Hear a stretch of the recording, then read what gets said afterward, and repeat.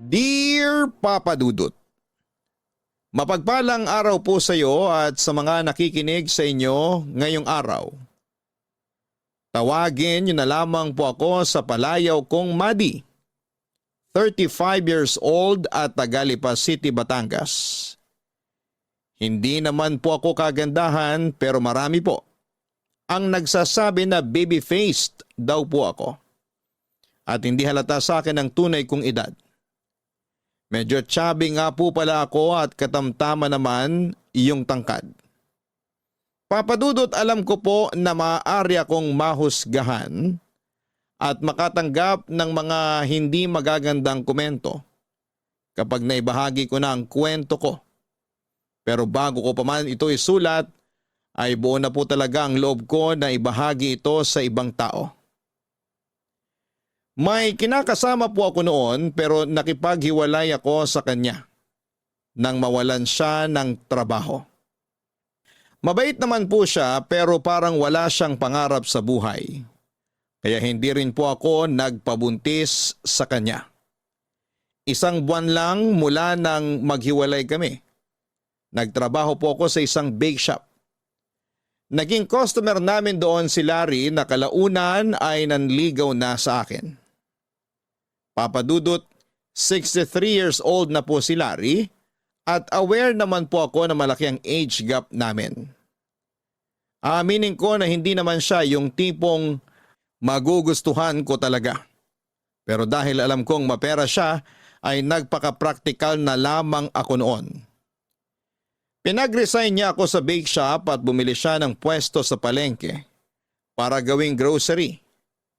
Sabi niya ako raw ang magmamanage noon. Naging katulong ko roon ang kapatid kong si Monica. Hindi nagtagal ay naging kami ng 2, Papadudot. Pero dahil kinailangan niyang lumipad papunta ng US para sa mga anak niya, matagal kaming hindi nagkita at nagkasama. Nagkakausap lamang kami noon sa pamamagitan ng video call. Papadudot, mabait naman si Larry at galante. Pero habang tumatagal, napapansin ko na po ang pagiging controlling niya noon. Parang hindi ko na nararamdaman na girlfriend ang trato niya sa akin. Sinasabihan niya ako ng mga masasakit na salita gaya ng tanga, bobo, pati pag-aayos ko sa sarili ay pinupunan na rin ni Larry. Hindi ko tuloy maintindihan kung bakit niya yon ginagawa.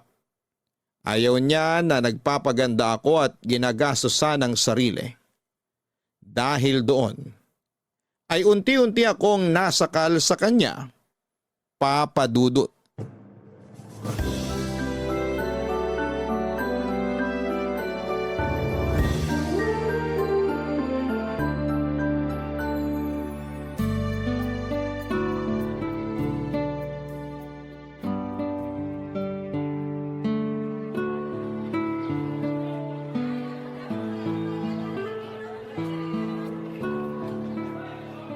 Hindi na naman daw pumasok yung nakuha mong tendera, ate. Ilang araw pa lang pumapasok, puro absent na. Gusto pang bumali. Ang hirap naman kasi kumuha ng matinong tindera ngayon.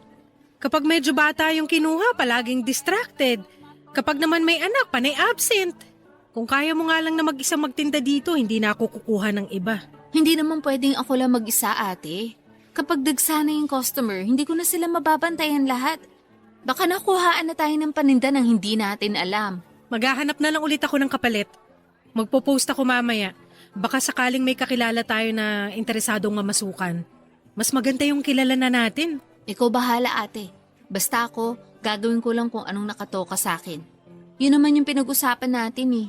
Kapag hindi ako nakahanap agad, tayong 2 na lang muna rito. Huwag kang mag-alala, tataasan ko sahod mo. Ate, nagre-ring yung cellphone mo. Tumatawag si Kuya Larry. Pakiabot nga. Eto, ate. Mahal! Napatawag ka! Kukumustahin ko lang sana kayo dyan. Okay naman kami, mahal. Medyo nagka-problema lang ngayon. Kasi hindi na naman pumasok yung nakuha kong tindera. O bakit di mo pa sisantihin? Ang hina mo naman, Madi. Dapat alam mo na yan eh. Alam ko naman yun. Bala ko na nga sanang kausapin mamaya para sabihang wag na siyang bumalik. Nauna lang yung tawag mo. Sige, kausapin mo mamaya. Pero sa susunod, kapag kukuha ka ng bagong tindera, kilatisin mo naman ng mabuti bago mo tanggapin para hindi ka nagkakaproblema ng ganyan. Pasensya ka na, mahal. Hayaan mo, aayusin ko na sa susunod. Teka, bakit iba na yata yung kulay ng buhok mo? Nagpakulay ako. Hindi ba bagay? Ayoko na ganyan ang kulay ng buhok mo. Mas maayos yung dati. Ang hilig-hilig mo kasi makiuso. Baka naman puro paganda na lang inaatupag mo dyan habang wala ako. Ayoko maging lapitin ka ng mga lalaki. Ano ka ba? Wala namang lumalapit sa akin dito. Tsaka magagawa ko pa ba mag-entertain ng ibang lalaki eh? Dito pa lang sa grocery, ubos na yung oras ko sa maghapon. Nagpapaalala lang ako. Basta yung kinikita mo dyan, ideposito mo lang sa bangko. Bumaos ka naman pang gastos mo.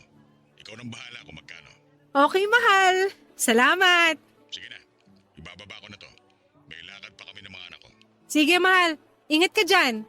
I love you. I love you too. Ay, grabe naman si Kuya Larry. Pati ba namang buhok mo pupunahin pa? Para ka ng robot yan, ate. Parang siya na lang yung nasusunod sa lahat ng bagay. Baka naman sa susunod, pati paghinga mo, kontrolin niya na rin. Hayaan mo na lang siya.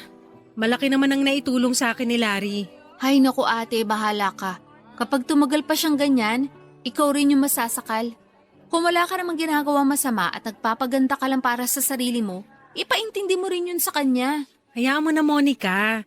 Alam mo namang sayang lang laway ko kapag nakipagtalo ko sa kanya. Sasabi-sabi ka ng ganyan tapos nagre-reklamo ka rin naman.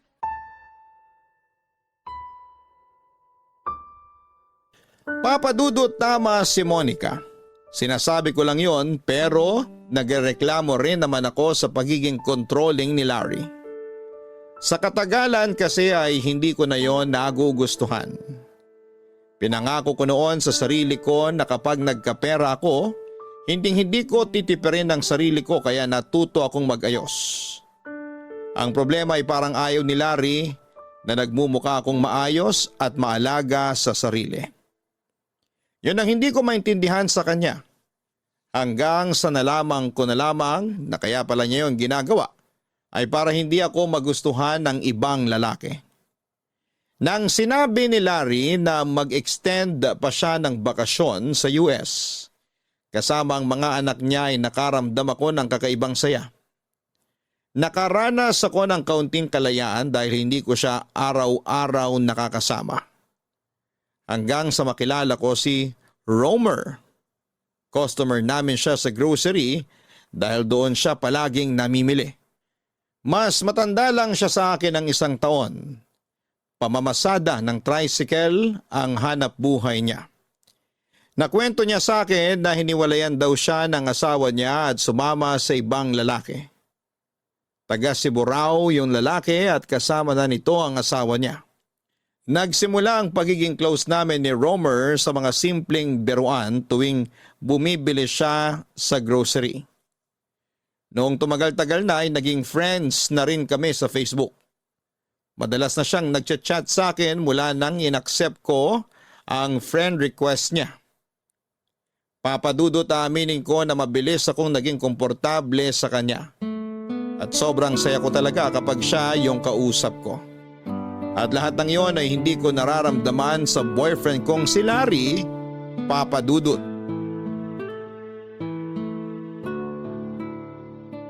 Kumusta? Nagustuhan mo ba yung binigay kong bulaklak? Oo. Ang bango-bango nga kahit plastic lang.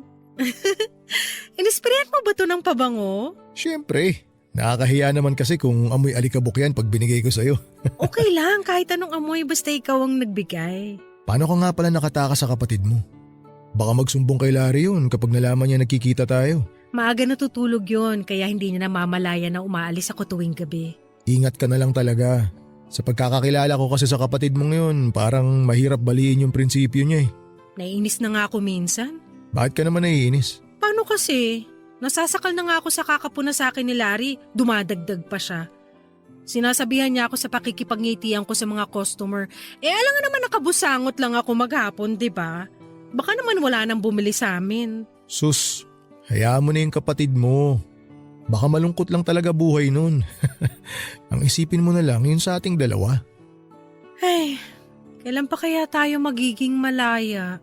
Huwag mo na munang isipin yung paglaya mo kay Larry. Mapapakinabangan mo pa naman siya eh. So ano, okay lang sa'yo na magkarelasyon tayo habang kami pa? Paano kung biglang umuwi yon tapos hindi ako makaalis sa grocery? Eh di tiis-tiis muna. Ganun talaga kasi kayo pa nung Larry na yon. Pero kapag natigok na siya, magkakasama na tayong dalawa. Tayo na yung magpapalago ng negosyong sinimulan mo. Mukhang matagal pang mangyayari yun. Hindi ganun kadaling humiwalay kay Larry, lalo na ngayon. Malaki na yung utang na loob ko sa kanya. Hindi naman magiging maayos yung buhay ko ngayon kung hindi dahil sa binigay niyang kapital para sa grocery. Kahit na siya yung nagpondo sa grocery, may parte ka rin doon kasi ikaw naman nagpalago. Tsaka alam mo, habang nauuto mo pa siya, mag-ipon ka na rin ng sarili mong pera. Huwag mo i-deposito lahat dun sa bangko na alam ni Larry. Magbukas ka ng sarili mong savings account. Yung para sa'yo talaga. Saka na. Baka kasi malaman niya na may iba pa akong account. Magtatabi-tabi na lang muna ako ng cash. Kung gusto mo, pwede ka naman magtabi ng pera sa akin. O kaya ako na magbubukas ng account para dun mo na i-deposito lahat ng ipon mo. Wag na. Pwede naman ako makisuyo kay Monica kung sakali. O ikaw ang bahala. Basta kapag may maitutulong ako, sabihan mo lang ako. Salamat, mahal. Mahal? Di ba yun na tawag mo kay Larry? Oo, ayaw mo ba? Parang tunog kabit kasi. Paano ka naman naging kabit?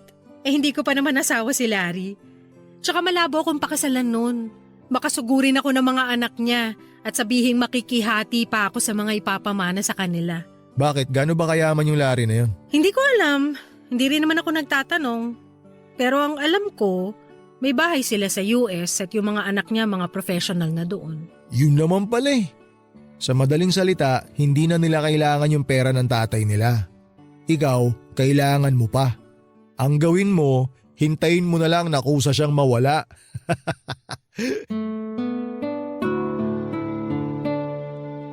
Papadudot na bulag ako noon sa pagmamahal na ipinaparamdam sa akin ni Romer. Sweet siya at maasikaso. Palagi niya akong kinukumusta at nagdadala din siya ng mga kakanin tuwing pumupunta sa grocery. Patago niya yung ibinibigay sa akin dahil nag-iingat pa rin kami na mahalata ni Monica na may relasyon kami ni Romer. Minsan ay bibili siya sa grocery at pasimple kaming mag-uusap kapag hindi nakatingin ang kapatid ko. Nung una'y gumagana naman ang ginagawa namin. Magkasama kami kapag namimili ako ng supply sa grocery. Yung iba naman ay dinideliver na lamang sa amin. Pero kadalasan, gumagawa na lamang ako ng paraan para makaalis at pasimpleng makipagkita kay Romer. Aaminin ko na patay ako noon sa kanya kaya madali niya akong napapaniwala at napapasunod.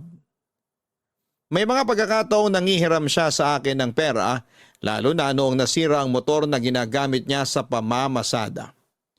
Hindi ko na siya noon siningil dahil alam ko naman na hindi rin kalakihan ang kinikita niya. Isa pa may anak din siyang sinusuportahan. Hindi ko pa sila nakilala pero sabi ni Romer, kasama raw niya sa bahay niya ang mga ito. Kaya naman tuwing magkasama kami ay palagi kaming pumupunta sa ibang lugar. Kahit minsan ay hindi pa niya ako dinala sa bahay nila. Hindi naman ako nag-iisip ng kung ano dahil iniisip ko rin na baka hindi pa handa ang mga anak niya na magkaroon siya ng bagong karelasyon. Ang problema kahit gaano kami kaingat noon, nakahalata na rin sa amin ang kapatid kong si Monica, Papadudot. Papadudot yung pwesto nga po pala na nabili noon ni Larry ay may kwarto sa likod. Pangdalawahang tao lamang yon kaya sakto lang para sa amin ni Monica. Yung ibang tindera namin ay nag-uuwian na lamang at pumapasok ng maaga. Nung umuwi sa probinsya ang kapatid ko para dumalaw sa lola naming may sakit, doon natulog si Romer at may nangyari sa aming dalawa. Mula nang mangyari yon ay naulit pa yon ng ilang beses hanggang sa naging normal na lamang sa aming dalawa. Dahil masyado na akong nalulunod noon sa atensyon na ibinibigay ni Romer para sa akin. Tuwing tumatawag sa akin si Larry, ay nagdadahilan na lamang ako na pagod at gusto nang magpahinga. Para hindi na humaba pa yung usapan namin. Isa pa'y ginagawa ko rin yon para magkaroon kami ni Romer ng oras para sa isa't isa. Mas masaya ako kapag siya ang kausap ko. Tuwing tatawag na lamang kasi si Larry ay palagi na lamang siyang may pinupuna sa akin. May mga pagkakataon pa na namumura niya ako dahil natatagalan akong sagutin ang tawag niya. Bukod pa roon ay nagsisimula na rin noon si Monica sa pagpaparinig niya dahil napapansin na niya ang madalas na pagpunta ni Romer sa grocery kahit na wala naman itong binibili. At noong kababalik niya lamang galing sa probinsya ay naabutan niya si Romer na tinutulungan ako sa paglalagay ng mga dilata sa mga estante, papadudot. Ay, nakakapagod talagang bumiyahe. Kuya Romer, Monica, nakabalik ka na pala. Bakit hindi ka man lang nagsabi? kanina lang ako nakapag-chat kasi nga walang signal dun kina Lola. Pero mukhang hindi mo pa nababasa kasi busy ka dyan sa ginagawa mo. Oh, Kuya Romer, hindi ka na nakapagsalita. Baka ma-stroke ka dyan. Pasensya ka na. Nagulat kasi ako sa iyo eh. Busy kasi kayo ni ate. Mukhang nag-e-enjoy nga kayo sa ginagawa nyo. Pero teka, bakit nandito ka? Nag-apply ka na rin ba? Ha? Hindi. Ano lang. Tumutulong lang ako sa ate mo. Wow, napakabait mo naman para tulungan si ate dyan. Salamat ha. Pero nandito na kasi ako. Ako nagagawa niyan mamaya. Magpapahinga lang ako sandali. Kakauwi mo lang, Monica. Okay lang naman kung gusto mo magpahinga muna. Kaya pa naman namin dito. Namin? Talaga ba ate?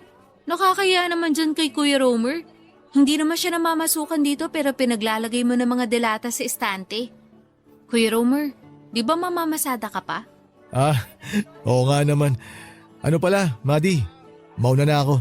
Sige. Salamat sa tulong mo. Wala yun, ano ka ba?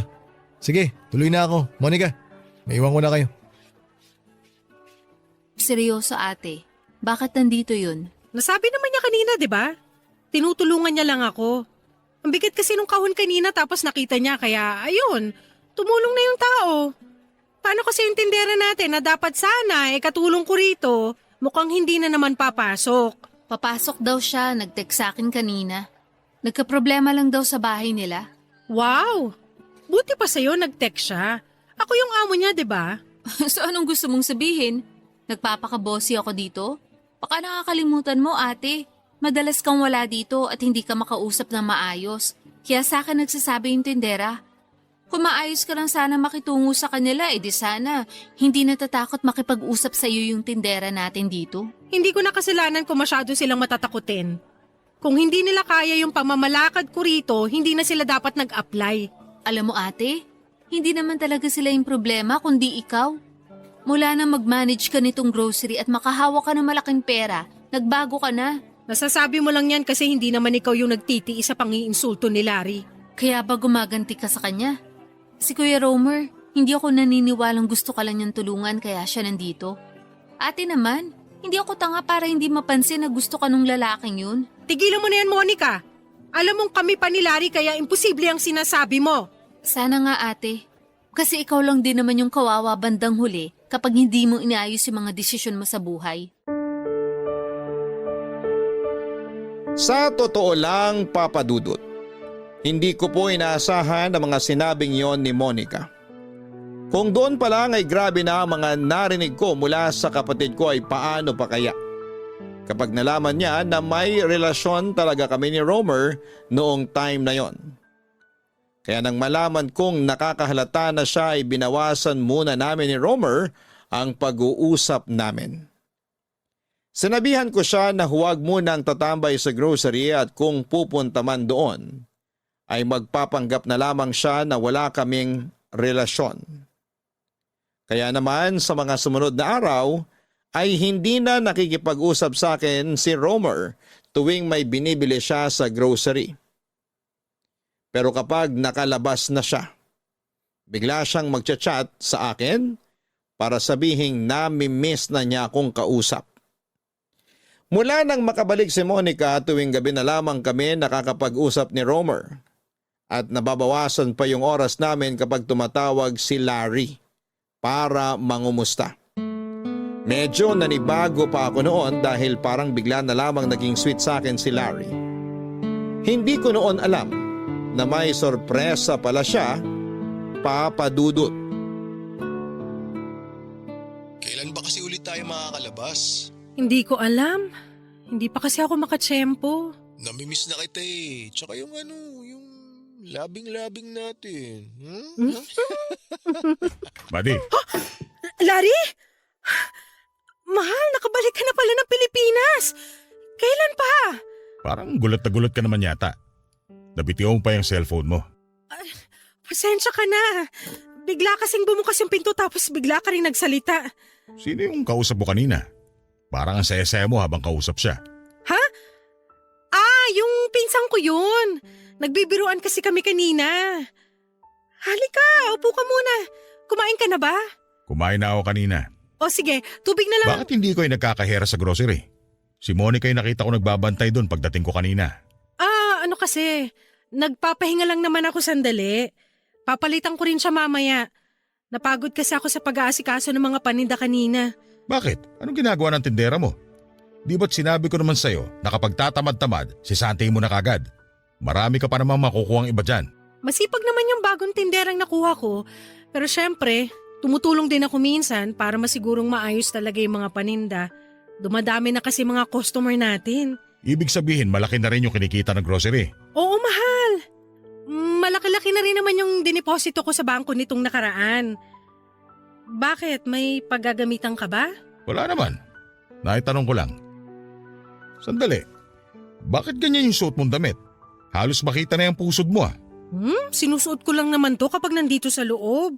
Pero kapag nagbabantay ako sa grocery, hindi ganito yung suot ko. Dapat lang. Kasi kung ganyan lang din naman palagi isusuot mo, baka nagkamali ka ng pinasok na trabaho. Ikaw talaga, mahal. Grabe ka sa akin. Ngayon lang naman ako nagsuot ng ganito, tsaka wala namang ibang nakakakita kundi si Monica lang. Kahit na. Hindi ko gusto yung ganyan ka manamit. Sorry na. Hayaan mo sa susunod. Hindi mo na ako makikitang nakaganito. Ibibigay ko na lang kay Monica tong damit ko. Ikaw ang bahala. Nga pala, magbihis ka. May pupuntahan tayo. Saan? Isasama kita sa bahay ko. Ano namang gagawin natin dun? Tinatanong pa ba yon? Alam mo namang hindi ko kaya magtagal sa ganito kalit na kwarto. Tsaka masyadong mainit dito. Buti nakakahinga pa kayo rito ng kapatid mo. Sanay na kasi kami. Tsaka nakakasurvive naman kami sa init kapag naka-on yung electric fan. Pwede naman palagyan ng aircon dito kung nahihirapan kayo. Ako nang bahala sa gastos. Naku, wag na, mahal. Nakakahiya na sa'yo. Okay lang naman kami ng kapatid ko kahit electric fan lang gamit namin. Mas mainit pa rito yung mararanasan nyo kapag nag-summer na. Kaya hayaan mo na ako. Ikaw talaga? Mahal na mahal mo talaga ako, no?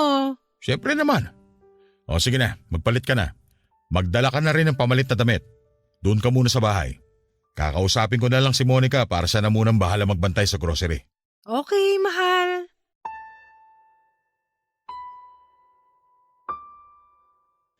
Papadudot mas lalo akong nahirapan nang makabalik na sa Pilipinas si Larry. Lalo na noong sinabi niya na sa susunod na taon na ulit siya pupunta sa US. Hindi ko tuloy noon alam kung paano ako makikipagkita kay Romer. Halos hindi na rin kami makapag-usap kahit sa chat dahil palagi na kaming magkasama ni Larry. Kung saan-saan niya ako dinadala para ipasyal. At halos araw-araw na rin kaming kumakain sa labas. Gaya ng gusto niyang mangyari ay pinalagyan niya ng aircon ng kwartong tinutulugan namin ni Monica. Hindi na ako umangal noon dahil kahit na ano pang sabihin ko, alam ko naman na siya pa rin ang masusunod. Papadudot minsan lang maging malambing sa akin si Larry, mas lamang pa rin talaga yung mga pagkakataong iniinsulto niya ako. At pinagsasabihan na parang bata. Halos hindi na ako makaalis noon dahil kung wala ako sa grocery, nandun naman ako sa bahay niya o kung saan man. Basta kasama siya. Hanggang sa umabot na ako sa puntong gusto ko nang tapusin ang relasyon namin ni Larry dahil sa sobrang pagkamis ko noon kay Romer. Pero hindi naging madali sa akin ang lahat ng malamang kong buntis pala ko. Ang masakla pa sa mga nalaman ko ng panahong yon, kumpirmadong buntis ako. Pero hindi ko alam kung sino kina Romer at Larry ang ama ng batang nasa sinapupunan ko. Papadudot, hindi ko alam kung ano ang gagawin ko sa sitwasyon kong yon. Wala akong mapagsabihan tungkol sa pagbubuntis ko. Ayokong ipaalam yon kay Romer dahil baka bigla na lamang siyang maging agresibo at ilantad ang relasyon naming dalawa. Nasabi kasi niya sa akin noon na gustong-gusto na niyang magkaanak kami. Kapag nalaman niya yon ay baka siya pa mismo ang magtulak sa akin na hiwalayan si Larry.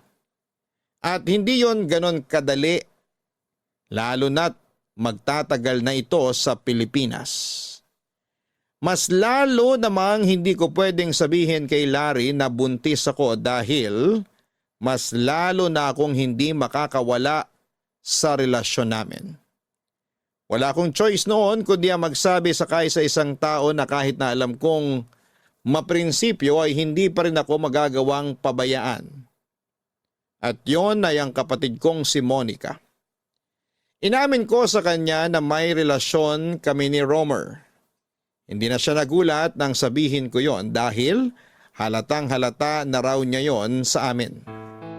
Pero kitang-kita ko ang galit sa mga mata niya nang sabihin kong buntis ako at hindi ko alam kung sino sa dalawang lalaking karelasyon ko ang ama ng bata. Ano ka ba naman, ate?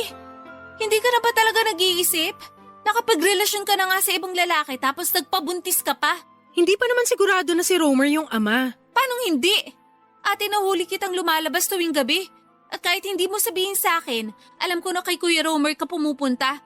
Imposible namang nagtititigan lang kayo buo magdamag. Paano mo nasabing magdamag? Kasi hinintay kita makauwi. Hindi lang ako nagsasalita nun pero nakikiramdam ako. 3:00, ate.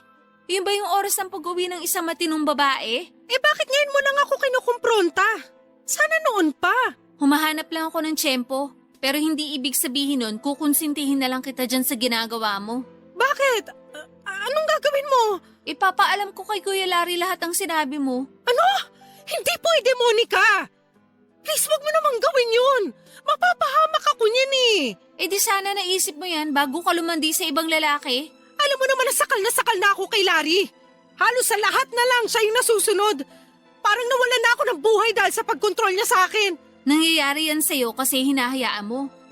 Hinayaan mo siya na gawing lisensya yung utang na loob mo sa kanya para maging sunod-sunuran ka. Kung tutuusin, pwede mo namang ipaglaban yung sarili mo. Pwede mo namang patunayan na matinukang babae kaya hindi kanya kailangan paghigpitan. Pero paano mo pa mapapatunayan kung nagpalandi ka na kay Kuya Romer? Hindi ka man lang nakaramdam ng takot na baka bawiin sa'yo lahat ni Kuya Larry kapag nalaman niya may iba kang lalaki? Naisip ko na lahat ng yan. Kaya nga gusto ko na siyang hiwalayan eh. Ginawa mo na sana yan bago ka nakipagrelasyon dun sa isa. Kaso parang takot kang maubusan ng lalaki. 2 talaga. Yung isa taga-romansa, yung isa taga-abot ng pera. Ibang klase ka, ate. Hindi na kita kilala. Kapatid ba talaga kita, ha? Ang sakit mo magsalita. Dapat nga dinadamayan mo ko eh. Ikaw dapat yung una makakaintindi sa akin. Naku ate, tigilan mo ako dyan sa pangungonsensya mo. Matagal mo nang alam na ganito ako magsalita. Kaya nga tinatago mo yung kabulukan mo eh, kasi takot kang ma-real talk. Pero ngayon hindi na pwede. Sabihin mo kay Kuya Larry ang totoo. Itama mo naman yung pagkakamali mo, ate. Huwag mo nang paabutin sa puntong masisira yung buhay mo dahil sa mga ginawa mo. Hindi ko alam kung paano ko sasabihin to kay Larry. Oo, natatakot ako. Natatakot ako sa pwede niyang gawin sa akin. Paano ko saktan niya ako? Nasaktan mo rin naman siya. Minahal ka nga no tao kahit ang layo ng agwat ng edad nyo. Ang naging problema mo lang sa kanya, yung pagiging controlling niya na madadala pa sana sa usap kung hindi ka lumandi. Oo na, malandi na ako malandi! Kasalanan ko na lahat na nangyayari sa akin ngayon! Yun naman ang gusto mo marinig, di ba? Tama, kasi yun ang totoo ate. Ngayon, kung wala ka pa rin gagawin, Ihanda mo na yung sarili mo sa pinakamatindi mong karma. Aminin mo na. Kaya ka takot na takot sabihin kay Kuya Larry yung totoo. Kasi alam mo sa sarili mo na hindi siya yung ama ng batang pinagbubuntis mo. Papadudot, sobra akong nasaktan sa mga salitang binitawan ni Monica. Hindi ko akalaing masasabi niya ang lahat ng iyon sa akin.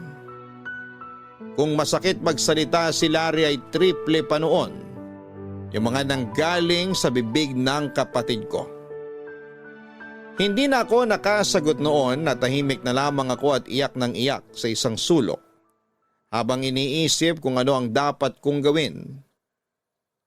Saka lang kasi noon nag-sink in sa akin kung gaano kadalas may mangyari sa amin ni Romer kesa sa amin ni Larry. Malaki ang posibilidad na tama nga si Monica na baka hindi talaga si Larry ang ama ng bata kundi si Romer. Papadudot. Tahimik ko na lamang na hiniling noon na sana ay kay Larry na lamang yung batang dinadala ko. Dahil mas malaking gulo ang mangyayari kapag si Romer ang naging ama ng bata. Hindi ko na iniisip noon kung magiging masaya ako o hindi. Ang nasa isip ko na lamang noon ay kung paano malulusutan ang problemang pinasok ko. Hindi ko na rin kasi alam kung paano pa bibitaw sa relasyon namin ni Romer, gayong mahal talaga namin ng isa't isa. Isa pa ay hindi magtatagal ay magiging kapansin-pansin na rin ang paglaki ng tiyan ko. Kaya hindi ko na maitatago kay Larry ang pagbubuntis ko. Mukhang maganda talaga yung pwestong nabili ko. Ang lakas ng grocery. Naisip ko nga, paano kung magbukas pa tayo ng isang pwesto? Sino naman magmamanage nung isa? Yung kapatid mo. Hindi papayag yun. Naghahanap na siya ng ibang trabaho. Tinatapos na lang yung huling buwan niya sa grocery. Bakit naman siya aalis? Nag-away ba kayo? Hindi. Desisyon niya maghanap ng ibang trabaho. Teka, bakit ganyan ka sumagot? Ayos ka lang ba? Ayos lang ako. Marami lang akong iniisip. Ano namang iniisip mo? Kung na-stress ka masyado sa grocery, pwede ka naman magpahinga muna. Hindi naman yun yung iniisip ko. Negosyo yun, syempre hindi ko yung pababayaan. Kung ganon, anong problema? Sabihin mo sa akin, baka makatulong ako. Hayaan mo na yun. Isipin mo na lang yung para sa grocery. Kung magbubukas tayo ng panibagong pwesto, kailangan natin makahanap ng tao mapagkakatiwalaan para mag-manage nun. Kumbinsihin mo na lang yung kapatid mo. Sabihin mo, tataasan ko yung sweldo niya. Mas malaki pa yung susweldohin niya sa balak niyang pasukan. Sige, susubukan ko. Malayo-layo pa tayo sa bahay. Nagpaluto na ako ng tanghalian natin. Nagugutom ka na ba? Hindi pa naman. Okay lang ako. Hindi ka kumain kanina. Nagda-diet ka ba? Hindi ako... Bakit parang lumalaki yung tiyan mo? Napaparami lang ng kain. Kaya nga naiisipan ko na mag-diet eh. Ayos lang naman kung medyo tumaba ka. Ang masama, ginamamayat ka kasi marami kang ginagawa. Oo nga, kaya nga hindi ko tinitipid sarili ko eh. Dapat regular ka rin nagpapacheck up. Hindi mo pwedeng pabayaan yung kalusugan mo. Okay lang naman ako. Healthy pa naman kaya wag mo na akong alalahanin. Paano kung hilingin ko sa'yo na magkaanak tayong dalawa? Kakayanin mo pa ba? Ha? Bakit parang gulat na gulat ka naman? Hindi naman sa ganun. Medyo nagulat lang ako kasi ngayon mo lang sinabi sa akin yan mula nung maging tayo. Paano naman kita mabubuntis kung nandun pa rin ako sa US? Oh, bakit natahimik ka dyan? Parang nahihilo ako. Sumandal ka na lang muna. Pero huwag ka nang matulog kasi masisira lang yung tulog mo kapag nakarating na tayo sa bahay. Okay. Madalas ka bang nakakaramdam yan? Hindi naman. Ngayon lang to. Kulang din kasi ako sa tulog tapos ang init-init pa. O sige, pagdating natin sa bahay mamaya, magpahinga ka na muna. Hayaan mo na muna si Monica sa grocery. Sa bahay ka na lang muna para makapagpahinga ka. Hindi na. Doon na lang ako magpapahinga sa tinutuluyan namin ni Monica. Para kapag kinailangan ako sa grocery, nandun na ako. Hindi niya na ako kailangan tawagan. Alam mo, ayoko sana sabihin to pero pakiramdam ko, ayaw mo na akong makasama ng matagal. Ano ka ba? Pakiramdam mo lang yun. Masama lang talaga pakiramdam ko ngayon pero hindi ko rin naman kayang iwanan na lang mag-isa sa grocery si Monica. Alam ko naman kung gaano kahirap mag-asikaso nun, lalo na kapag maraming namimili. Ay, sige na. Sa grocery na lang kita ibababa. Papa Dudut, kinabahan ako noong nakapansin na si Larry sa panlalamig ko sa kanya. Hindi ko na rin alam noon kung paano ko itatago sa kanyang tungkol sa pagbubuntis ko. Malakas ang hinala ko noon na si Romer ang ama ng batang dinadala ko dahil wala pa namang 2 buwan mula nang makauwi si Larry, bagamat may nangyari sa amin. Hindi talaga yon tumutugma sa pag-uwi niya ng Pilipinas. Nang muli kaming magkausap ni Monica ay kinumbinsi niya ako na kausapin na si Romer para ipaalam yon. Dahil kailangan itong panagutan ng batang nasa sinapupunan ko. Hanggang sa magdesisyon na nga akong sundin ang payo niya. Akala ko noon ay hindi matatanggap ni Romer ang pagbubuntis ko. Pero nang makausap ko siya at pinaalam na magkakaanak na kami, sobrang saya niya pa noon, Papa Dudut. Pero ang naging problema ko lang noon, inudyukan na niya akong makipaghiwalay na kay Larry.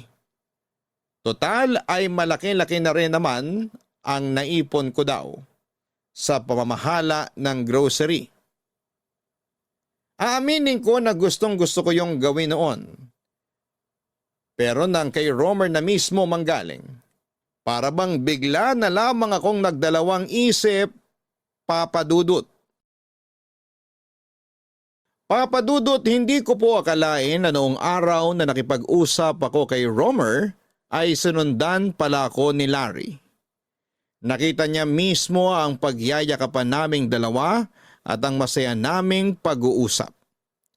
Pero dahil wala siyang sinabi o ginawa kahit na alam niya nang niloloko ko siya, ay nakampante ako na wala pa siyang alam.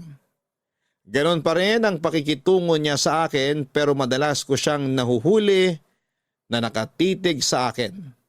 Blanko lang ang mukha niya at hindi ko alam kung galit ba o kung ano man ang iniisip niya. Papa Dudut, nang sabihin ko kay Monica na inuudyukan na ako ni Romer na makipaghiwalay kay Larry ay nagkaroon na naman kami ng malaking pagtatalo. Hindi niya kasi sinang-ayunan. Ang desisyon kong panatilihin pa rin ang relasyon kay Larry at palabasing eto ang ama ng bata dahil natatakot pa rin ako sa pwede nitong gawin sakaling ako ang makipaghiwalay. Sabi ni Monica, sukang-suka na raw siya sa mga ginagawa ko at hindi na niya yon masisikmura. Nainsulto ako noon sa sinabi niya, kaya sinesante ko siya. Yon ang naging dahilan para iwanan niya ako sa grocery. Nangupahan siya at namasukan na sa isang factory doon sa amin. Mula nang umalis siya, hindi na kami nagkausap pa ulit, Papa Dudut.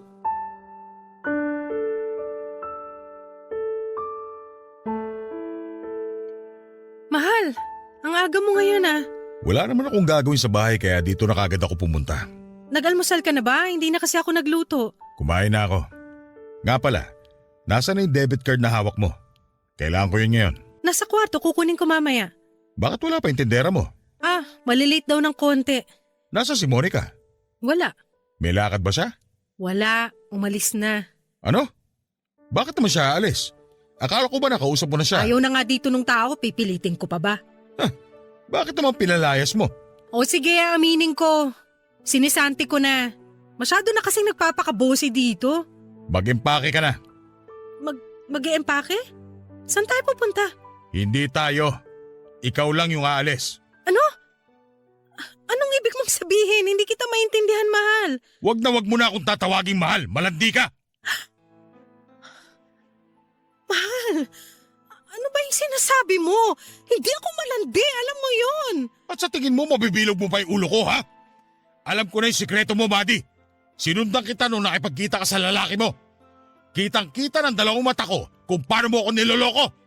Tapos ngayon magmamangmangan ka pa? Akala mo siguro hindi ko malalaman na matagal mo na akong ginagago. Mahal, hayaan mo muna ako magpaliwanag. Gusto mo magpaliwanag? Sige. Gaano katagal mo na akong niloloko? Mahal, Sinabi ko na sa'yo na huwag mo na akong tatawagin yan. Sagutin mo yung tanong ko. wala nung nasa US ka pa. Bakit mo nagawa yon? Hindi ko alam. Hindi pwedeng hindi mo alam. Ginusto mo lumandi sa ibang lalaki, kaya imposibleng wala yung dahilan. Magsabi ka na lang ng totoo. Gusto mo yung totoo? Nagawa ko yung kasi nasasakal na ako sa'yo. Nasasakal? Sa paano paraan? Halos lahat na nga binibigay ko sa'yo. Oo. Pagdating sa pinansyal, hindi ka naman talaga nagkulang eh. Pero mula nung naging tayo, ikaw na lang palagi yung nasusunod sa ating dalawa. Ayaw mo nag-aayos ako. Pati mga damit ko palagi mong pinupuna. Parang nawala na ako ng karapatan sa sarili ko. Sana sinabi mo. Paano ko malalaman yung nararamdaman mo kung hindi ka nagsasabi? Ibig sabihin lang nun, manhid ka. Hindi ka marunong makiramdam. Hindi na kasi dapat sabihin sa'yo yun. Nagkaasawa ka nga at nagkaroon ng pamilya pero hindi mo man lang natutunan kung paano makiramdam? Ginawa ko lang yun para hindi ka maging lapitin ng mga lalaki. Bakit? Wala ka bang tiwala sa akin? Pagkatapos ang ginawa mo, parang pinatunayan mo na rin sa akin na hindi ka talaga katiwa-tiwala. Kaya huwag mo nang itanong yan. Ayusin mo na yung mga gamit mo. Meron ka pa hanggang bukas para umalis dito. Hindi mo ako pwedeng paalisin! Buntis ako! Sino ka ba? Yung lalaki mo? Ikaw yung ama ng batang dinadala ko! Sige, para magkaalaman tayo, sasamahan kita sa doktor. Gusto kong malaman kung ilang buwan na yung pinagbubuntis mo. Kapag nalaman ko na buntis ka na bago pa ako makabalik ng Pilipinas, hindi mo magugustuhan ang gagawin ko.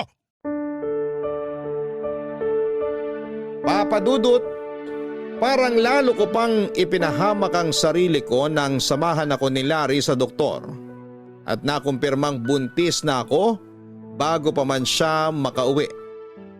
Sa galit po noon ni Larry, bukod sa pinalayas na niya ako ay binawi niya rin lahat ng mga ibinigay niya sa akin.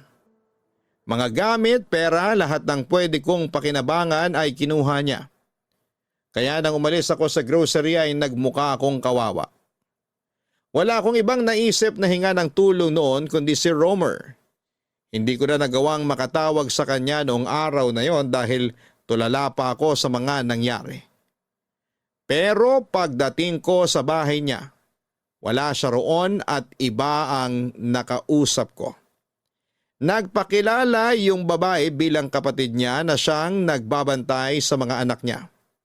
Hindi ito naniwala nang sabihin kong girlfriend ako ni Romer.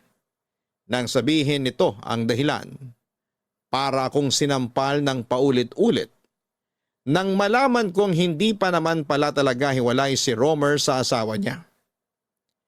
Nagtatrabaho lang daw ito sa Cebu kaya magkalayo ang dalawa. Karma. Yun lang ang naisip kong dahilan kung bakit yon nangyayari sa akin ng mga sandaling yon, Papa Dudut.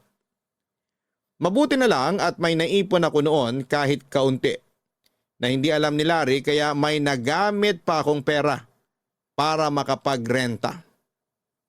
Pero noong mag-isa na lamang ako, saka ko lang napagtanto na mahirap pala kapag wala kang kakampi. Kaya naman kahit alam kong galit pa ang kapatid kong si Monica ay tinawagan ko siya para humingi ng tawad.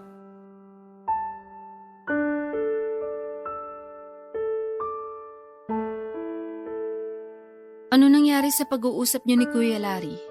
Ayun, galit na galit siya.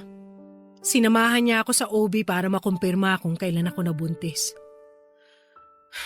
Nung nalaman niya na buntis na ako pag-uwi niya ng Pilipinas, mas lalo pang tumindi yung galit niya sa akin. Sinaktan ka ba niya? Hindi, pero binawi niya lahat ng mga binigay niya sa akin. Pati yung mga alahas at pera. Sorry ate ha.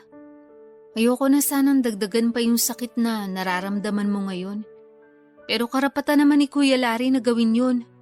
Sa inyong dalawa, ikaw yung nagloko. Kaya anong inaasahan mong gawin niya? Papabaunan ka ng pera matapos kang palayasin? Nawala na sa akin ng lahat, Monica. Hindi ko alam kung paano paano ako magsisimula ng kasama yung batang ipinagbubuntis ko? Ikaw kasi, pinatagal mo pa yan. Noon ko pa sinasabi sa'yo na magsabi ka na ng totoo. Tapos hindi ka pa nag-ipon na nag-ipon habang kayo pa ni Kuya Larry. May panimula ka sana, kaso wala. Yung naipon mo, mapupunta lang sa panganganak mo. Tulungan mo ko, Monica, please. Kahit hanggang sa makapanganak lang ako. Pagkatapos noon magsisimula ulit ako at babawi ako sa'yo. Hindi mo naman kailangan bumawi sa akin, ate. Sapat na sa akin na natauhan ka na dyan sa katangahan mo. Kung tumagal pa yon, baka isumpa na kita bilang kapatid. Ay, paniwalang-paniwala ka pa naman sa rumor na yon. Tapos ginawa ka lang naman palang kabit. Huwag mo na nga banggitin yung hayop na yon. Matapos kong malaman na hindi pala talaga sila hiwalay ng asawa niya, ayun! Nawala na lang ng parang bula. Pera lang naman ang habol nun sa'yo. Kaya nga hindi ka hinihiwalayan nung kayo pa ni Kuya Larry. Kasi mapapakinabangan ka niya. Ang tanga-tanga ko! Hindi ko man lang na-realize na ginagamit niya lang ako. Kaya pala sa akin siya palagi humihiram ng pera kasi alam niyang hindi ko na siya sisingilin. Sabi pa niya, huwag ko munang hiwalayan si Larry kasi napapakinabangan ko pa. Kung talagang mahal ka niya, bakit hahayaan ka niya mahirapan sa lalaking hindi mo naman gusto? Dapat matagal na siyang gumawa ng paraan para patunayan na kaya kanyang panindigan. Pero wala eh. Galit na galit ka sa akin kapag pinapamukha ko yun sa'yo. Akala mo, kontrabida ako sa buhay mo. Sorry na. Nakakahiya na nga na ako yung ate sa ating dalawa pero ako pa yung pinagsasabihan mo. Wala naman sa edad yan eh. Basta alam mo kung ano yung tama, kailangan magsalita. Basta babawi ako sa'yo kapag nakapanganak na ako. O nga pala, kung okay lang sa'yo, doon ka na lang tumulay sa inuupahan ko para may kasama ako. Ako naman magbabayad ng renta tsaka habang hindi pa ako nanganganak, pwede naman ako mag-online selling. Pag kailangan mong pumikap ng mga ibebenta mo, sasamahan kita. Pero kapag may pasok ako, hindi kita matutulungan. Schedule mo na lang na tuwing weekends ang pick up ng items. Oo, ganun nga yung gagawin ko. Si Kuya Larry, may nasabi ba siya kung anong plano niya sa grocery? Wala na. Baka nga sinumpa na ako nun ngayon kaya malabo na talaga na mag-usap pa kami ulit. Pero kung sakali bang patawarin ka niya, makikipagbalikan ka pa? Hindi na. Masyado nang nakakahiya yung ginawa ko. Tsaka baka kapag naging kami ulit, masakal na naman ako tapos hindi ko mapanindigan yung relasyon namin. Buti naman kaya mo na mag-isip ng tama. Grabe ka naman sa akin. Nagkamali lang naman ako. Pero hindi ibig sabihin nun, magiging mali na ako buong buhay ko.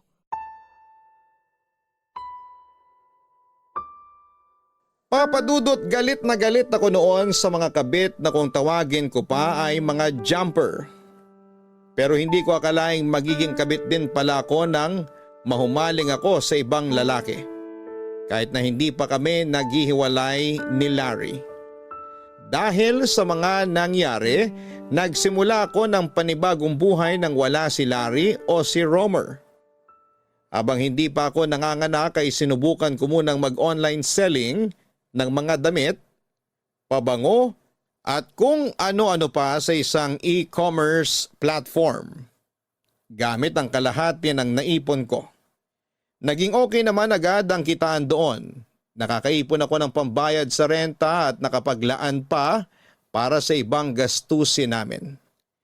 Yung kalahati kasi ng savings ko kasi noon ay nakatabi na para sa panganganak ko.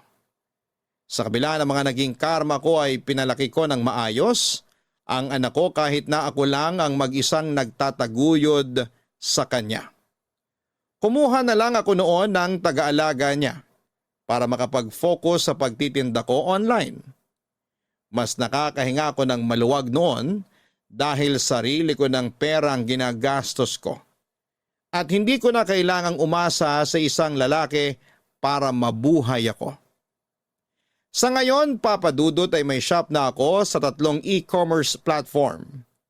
Nangungupahan pa rin naman kami pero sa mas maayos at mas malaking unit dahil kinakailangan ko na ng malaking space para sa pagpapak ng mga items. Aaminin ko na maling-mali ang nagawa ko noon. Nakarma ko at masasabi kong deserve ko naman yon. Pero hindi ko hinayaang malugmok ng tuluyan ang sarili ko. Dahil nakafocus na ako sa pagiging online seller, hindi ko na nabigyan ng oras ang buhay pag-ibig ko ngayon. Sapat na sa akin ngayon ang anak ko at ang pag-iipon para sa future niya. Wala na nga po pala akong balita kina Larry at Romer. Nag-move on na lamang po ako dahil yun na lang naman ang talagang magagawa ko. Hanggang dito na lamang po ang aking kwento, Papa Dudut. Maraming salamat po sa inyo. At sa mga bumubuo ng Barangay LS na nangunguna pa rin hanggang ngayon, more power sa inyong programa. Ang inyong forever kapuso at kabarangay, Madi. Hindi hihinto ang buhay ng isang tao sa isang malaking pagkakamali lamang. Hanggat may pagkakataon kang ayusin ito at itama ang mga bagay-bagay, hindi masama kung magpapatuloy ka lang sa buhay. Yan ang ginawa ng sender nating si Maddie na nahumaling sa ibang lalaki habang nasa isa pang relasyon. Nabuntis siya at hindi na pinanagutan ng lalaking akala niya ay sasamahan siya matapos siyang itaboy ni Larry. Pero sa kabila ng lahat ay unti-unti niyang ibinangon ang sarili niya at nag-decide na palakihin ang anak niya nang walang tulong mula sa ama ng bata. Siya ay isa sa mga patunay na hindi ang pagkakamali ang magdidikta ng kapalaran ng isang tao, kundi ang kagustuhan niyang magbago at muling buuin ang sarili niya sa kabila ng mga pinagdadaanan niya. Hanggang sa muli mga kapuso, ako po ang inyong si Papa Dudut. Sa mga kwento ng pag-ibig, buhay at pag-asa sa Barangay Love Stories number 1. Dear Papa Dudut, ako nga pala si Joel, 35 years old at kakahiwalay lang sa naging girlfriend ko for almost 4 years. Siya pala si Cynthia. Kaedad ko lamang siya at meron kaming isang anak na 2 taong gulang pa lamang. Mahirap na desisyon ang makipaghiwalay sa nanay ng anak ko. Sino ba naman ang gustong mapunta sa isang broken family, hindi ba? Kaya lang ay hindi ko na matiis ang ugali ni Cynthia. Lagi niya akong pinaghihinalaan na may ginagawang hindi maganda. Palibasa noong time na naging kami ay malala pa ang trust issues niya dahil niloko siya ng dating boyfriend niya. Nagkaroon din sila ng anak pero nasa poder ng lalaki ang bata. Pinasa sa akin ni Cynthia lahat ng galit at tamang hinala niya sa kanyang ex-boyfriend. Noong una ay sinubukan ko namang tanggapin yon. Mahal ko eh. Kaya lang habang tumatagal ay nakakapagod din pala ang ganong klase ng sitwasyon. Nakadagdag din ang pagiging high maintenance niyang babae. Hindi siya nakontento sa kung ano lang ang kaya kong maibigay sa kanya. Alam naman niya na hindi ganong kalaki ang sahod ko. Galing kasi siya sa may kayang pamilya kaya hindi niya matanggap na maliit lamang ang naibibigay ko sa kanya. Yun madalas ang nagiging away din namin dahil nasasaktan ang pagkalalaki ko sa tuwing pinamumukha niya sa akin na hindi sapat ang naibibigay ko. Hanggang isang araw ay nakipaghiwalay na ako sa kanya, Papa Dudut. Biglaan lang ang lahat dahil napundi na ako sa pagbubunganga niya sa mga pagkukulang at mali ko. At dahil nga sa pakikipaghiwalay ko ay nagtanim siya ng galit sa akin at nakaapekto yon sa anak namin, Papa Dudut.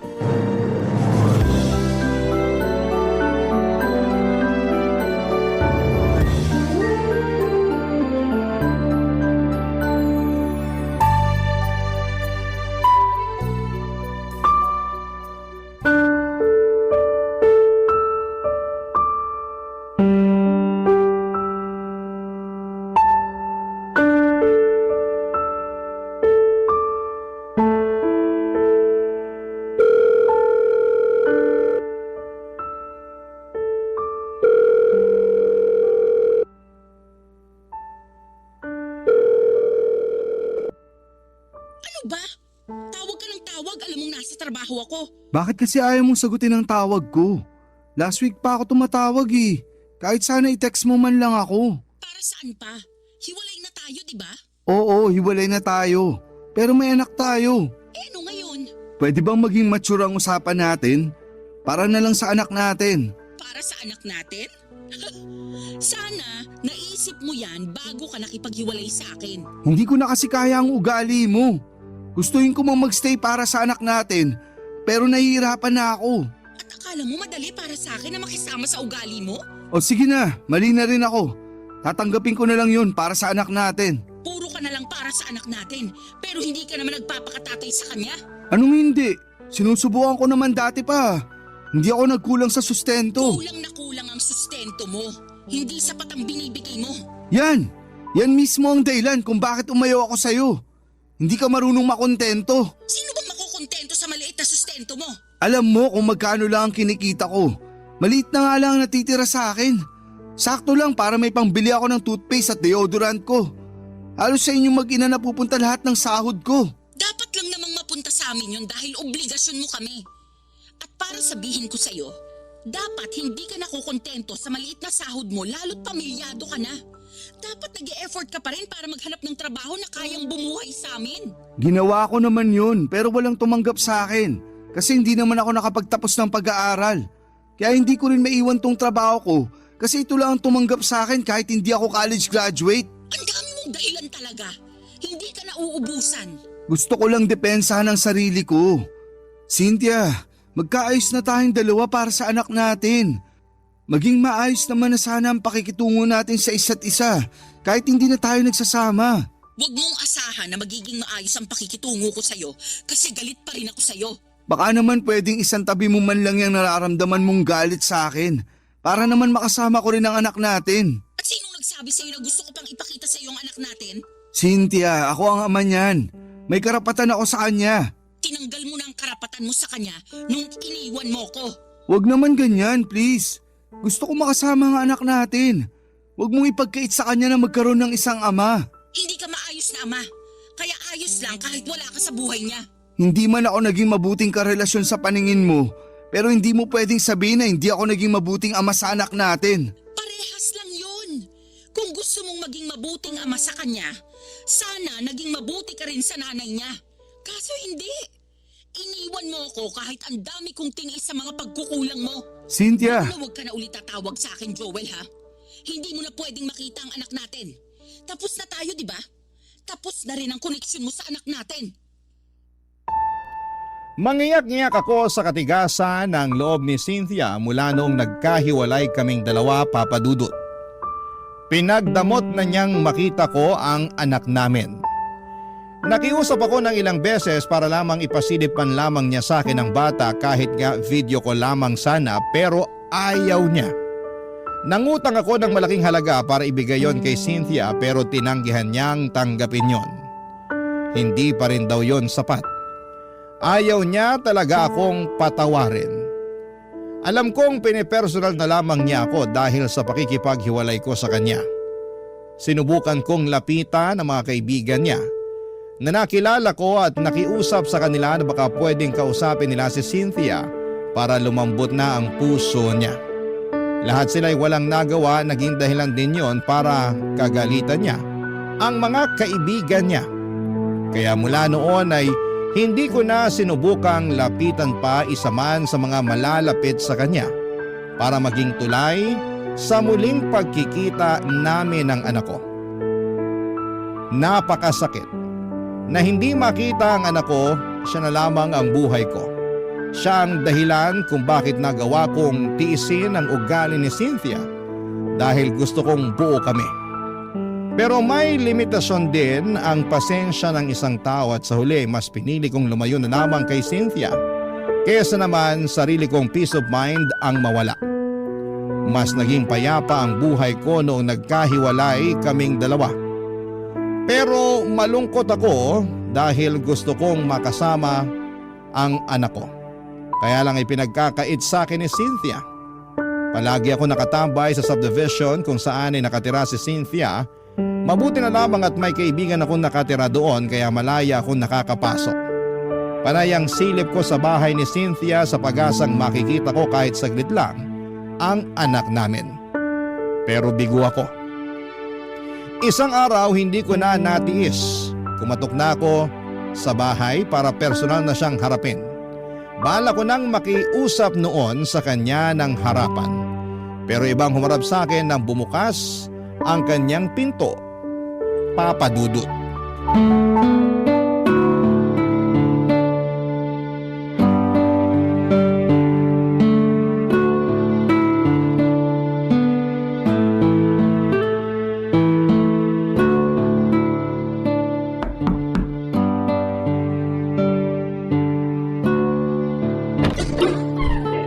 Sino po kayo? Sino ka? Hala? Ako po kaya unang nagtanong. Joel. Joel ang pangalan ko. Andyan ba si Cynthia? Naku, umalis po kaninang umaga. Ganun ba?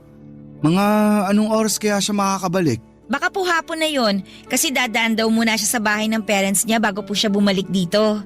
Ah, sino ka nga pala? Ay, pasensya na, hindi po agad ako nakapagpakilala. Ako nga po pala si Mara, ang yaya ng anak ni Ma'am Cynthia. 30 years old at mula sa lugar ng mga matatapang, Etivac, Cavite! Hanip ang intro pang Miss Universe. Kabog, di ba? Sabi niyo kasi magpakilala ako eh. Kaano-ano mo si Cynthia? Ay, naku, teka lang po baka miyembro kayo ng Budol-Budol Gang ha? Kasi yung mga ganyang tanungan, napanood ko na yan sa balita eh. Hindi. Ay, ex-boyfriend ako ni Cynthia. Kayo po yung lagi niyang sinasabi na kampo ng demonyo. Naalala ko na. Kayo yung tatay ng anak niya. Ang sakit naman ng kampo ng demonyo. Pero sige, tatanggapin ko. Ganun ang tingin niya sa akin eh. Ang tindi nga po ng galit niya sa inyo. Ang dami niyang kwento tungkol sa inyo. Hula ko, wala siyang magandang nasabi tungkol sa akin no. Ang galing niyo naman pong manghula. Iniwalayan ko kasi siya, kaya sobrang bitter niya sa akin. Naiintindihan ko naman siya, kaya lang Kaya lang ano po? naiipit kasi yung anak namin. Doon ako nahihirapan. Ay, hindi po ba niya pinapakita sa inyong anak niyo? Mula nung nagkaiwalay kami, hindi na niya pinakita sa akin. Kahit makausap man lang po sa phone? Kahit yan, hindi pwede. Pinapaupa ko na muna ang galit niya sa akin. Pinagdarasal ko na lang na makamove on na siya agad para hindi na niya ipagkait sa akin yung anak namin. Mukhang matagal-tagal pa bago siya makamove on sa inyo, sir. Halos bumuga na nga ng apoy sa tuwing naaalala niya kayo eh. Mapagtanim din kasi ng galit yun. Hayaan mo na lang. Baka naman kasi minahal rin niya kayo ng sobra. Kaya nasaktan. Tapos naging bitter na dragon. Kaya nga eh. Minsan, pinagsisisihan ko rin na iniwan ko siya. Kasi bahal niyo pa ho, ano? Ay! Naiisip kong balikan siya para makita ko na yung anak namin. Sobrang desperado na ako, Mara. Gusto ko talagang makita kahit ilang minuto lang yung anak namin. Ay, paano kaya to? May naisip kasi ako pero baka mapag-initan ako ni Ma'am Cynthia kapag nalaman niya eh. Ano ba yun? Matutulungan mo ba ako para makasama ko ang anak ko?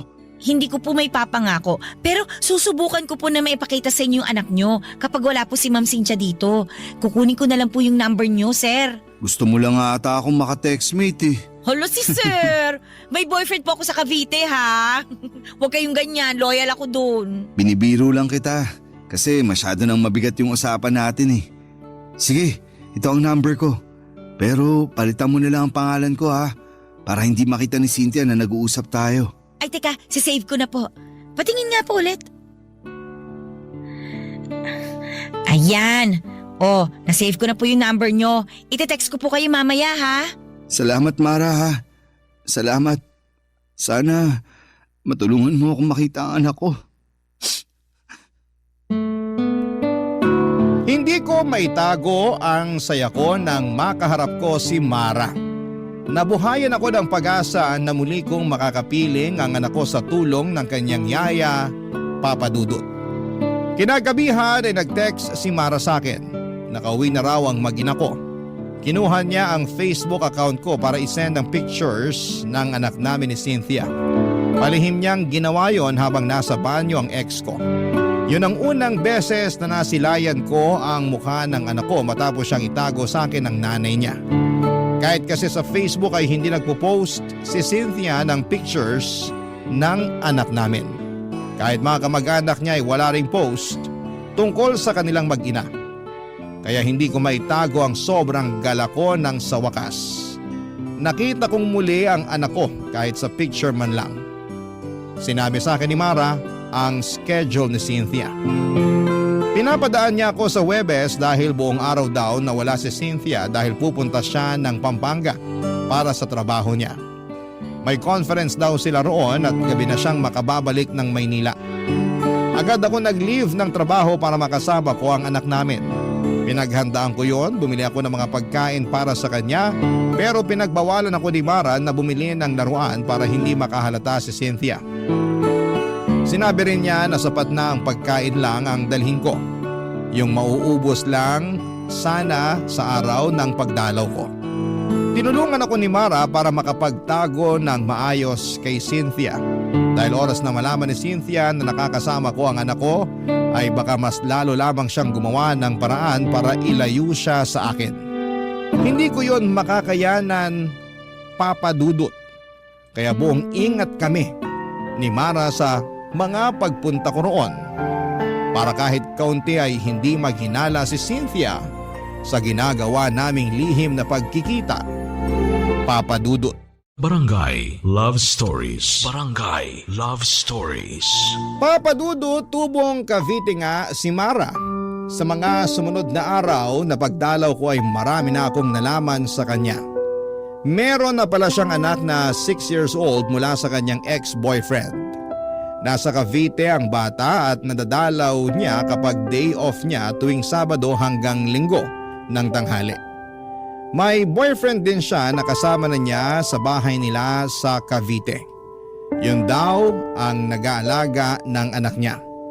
Mabait daw ang boyfriend niya at wala siyang masabing hindi maganda roon dahil siyang tumayo bilang ama ng anak niya. Nakita ko naman kung gaano niya pinagmamalaki ang boyfriend niya. Isang bagay na hindi nagawa sa akin ni Cynthia noong kaming dalawa pa lamang. Kinakahiya kasi niya ako noon dahil nga mas malaki ang kinikita niya at galing pa siya sa mayamang pamilya. Natatandaan ko pa. Noong mga unang buwan na magkarelasyon kami ni Cynthia ay gusto niya sa dating kondo niya lamang kami magkasama. Ayaw din niyang mag-post kami ng picture na magkasama.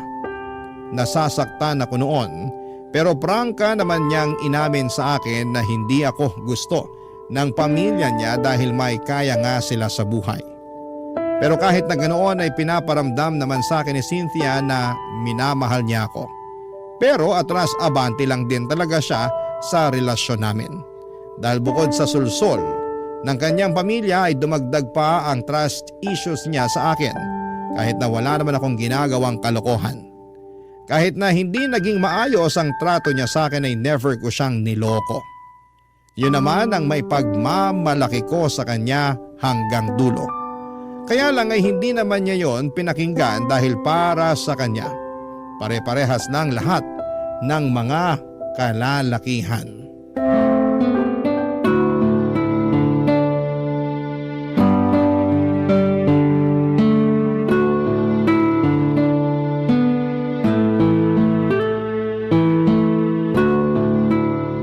Pinagod niyo po yung anak niyo, sir. Ang himbing kagad ng tulog, oh. Sorry na. Na-enjoy ko lang makipaglaro ulit sa kanya. Alam mo namang ang tagal ko nang hindi nakasama ang anak ko. Gets kita, sir. Ganyan din ako sa anak ko tuwing umuwi ng Cavite kapag day off ko. Parang ayoko nga patulugin para hindi matapos yung bonding naming dalawa eh. Ang sarap maging magulang, no? Mahirap pero masarap. Sinabi niyo pa, sir. Wag mo na nga akong tawaging sir. Halos magkaedad lang naman tayo. Tsaka close naman na tayo eh. Eh naku, nakakailang naman kung tatawagin ko lang kayong Joel. Hindi ako sanay. Tatay kayo ng inaalagaan kong bata. Pero hindi naman kita pinapasahuran. Kaya tanggalin mo na yan sir ha. O sige na nga, susubukan ko. Mara, salamat talaga ha. Naging tulay ka para makasama ko ulit ang anak ko. Alam mo, ilang beses ka nang nagpasalamat. Okay na nga yun. Masaya akong makatulong. Tsaka kailangan talaga ng bata na makasama din ng tatay niya. Sana ganyan din ang mindset ni Cynthia. Ay, kaso hindi eh. Dinamay niya yung personal na galit niya sa akin para hindi ko makita ang anak namin. Hintayin na lang nating makamove on si Ma'am Cynthia. Lalambot din yun. Parang hindi ko na nga inaasahan yan. Yung ex nga niya bago ako, hanggang ngayon sinusumpa pa rin niya.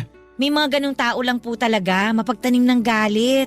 Kahit maliliit na pagkakamali, hindi niya kayang patawarin. Isang beses, alam mo ba, nakalimutan ko lang siyang batiin para sa mansari namin. Aba, hindi na niya yun pinalagpas. Lagi niyang sinusumbat. Keso wala raw akong pakialam sa relasyon namin. Isang beses lang naman nangyari yun. Teka, may ganyang experience din ako kay Ma'am Cynthia. Minsan, nakalimutan ko ilabas yung basura. Ayun, mula noon may trust issues na siya sa akin. Halos oras-oras bago matulog, pinapaalala niya sa akin yung basura. Kahit hindi naman na naulit yun. Pero wala na siyang tiwala sa akin. Ang sabi niya, mauulit pa raw yung pagkalimot ko. Aabangan daw niya yun at ipamumukha niya sa akin. Ganyan nga siya. Gusto niyang mapatunayan lagi na tama siya. Kaya babantayin niya lahat ng galaw mo para makahanap ng butas. Gusto niyang may paglaban na hindi siya nagkakamali ng iniisip tungkol sa'yo. Ay, nakakapagod yun. Buti nga natiis niyo eh. Ikaw din naman natiis mo siya. Wala naman po akong choice kundi magtiis. Malaki kasi ang pasahod niya sa akin eh. Hindi naman alagain yung anak niyo. Si Ma'am Cynthia na lang talaga yung kailangan kong pagpasensyahan. Sana balang araw, ma-realize niya yung ugali niyang ganun. Mauubusan talaga siya ng taong iintindi at magtitiis sa kanya kapag hindi pa siya nagbago. Matanong ko lang Joel, wala ka na bang nararamdaman na pagmamahal sa kanya? Mahal ko pa naman siya. Hindi naman yun agad-agad na nawawala. Napagod lang talaga ako nun kaya ako nakipaghiwalay. Pero andun pa rin yung love ko sa kanya. Huwag mong sasabihin ha, papalakpak na naman ang pride nun kapag nalaman niya. Naku, ayoko na rin kayo magkabalikan dalawa. Ha? Bakit naman? Kasi kapag pinag-uusapan natin siya, ramdam ko yung lungkot at stress sa'yo. Pero kita ko pa naman sa mga mata mo na may feelings ka pa rin naman sa kanya. At okay lang yun. Hindi naman basta-bastang nawawala yun eh. Nanay kasi siya ng anak mo. Salamat sa pag-intindi ha. Sobrang bigat lang kasi talaga ng pinagdaanan ko sa kanya. Siya ang pinakaminahal ko sa lahat ng mga nakarelasyon ko. Pero siya yung pinakamasakit na lesson na dumating sa buhay ko. Takot ka na siguro magmahal ulit ano? Ay, Joel! Kailangan mo nang umalis! Tumatawag si Ma'am Cynthia! Mukhang pauwi na to!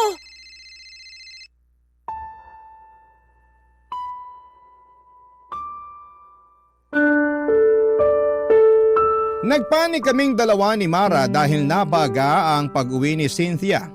Pinagdadampot ko na lamang lahat ng kalat at pagkain na pinagsaluhan namin ni Mara at ng anak ko bago ako lumabas. Nagmadali akong pumunta sa bahay ng kaibigan ko sa subdivision na yon. Doon muna ako magpapalipas bago ako mag-book ng masasakyan. Kailangan munang makauwi ni Cynthia bago ako lumabas ng subdivision para hindi kami magkasalubong na dalawa. Ganon na kasi ang sistema namin. Napakiusapan ko naman ang kaibigan ko. Naintindihan niya ang sitwasyon ko lalo't saksi siya sa naging relasyon namin ni Cynthia. Tinitext na lamang ako ni Mara kung nakarating na ba si Cynthia sa bahay niya at saka na ako aalis ng subdivision. Ilang buwan na rin na naging ganon ang kalakaran namin. And so far ay hindi naman kami nahuli. Madalas kaming nagkakausap ni Mara para humingi ng update sa anak ko.